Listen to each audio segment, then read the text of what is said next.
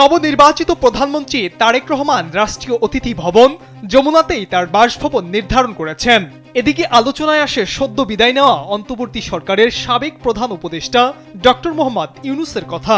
তিনি এখন কোথায় যাবেন আর কতদিন সরকারি বাসভবন যমুনায় অবস্থান করবেন, নাকি যমুনা ইতিমধ্যে ছেড়ে দিয়েছেন? এসব নিয়ে জনমনে তৈরি হয়েছে নানা প্রশ্ন।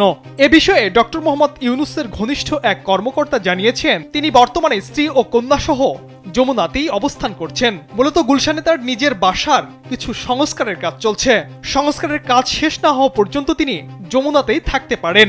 কাজ শেষ হলেই তিনি স্থায়ীভাবে গুলশানের বাসায় ফিরে যাবেন। অন্যদিকে ডক্টর ইউনূসের যমুনায় অবস্থানের বিষয়ে তথ্য নিশ্চিত করেছেন ঢাকা মেট্রোপলিটন পুলিশের রমনা জোনের এডিসি মীর আসাদুজ্জামান।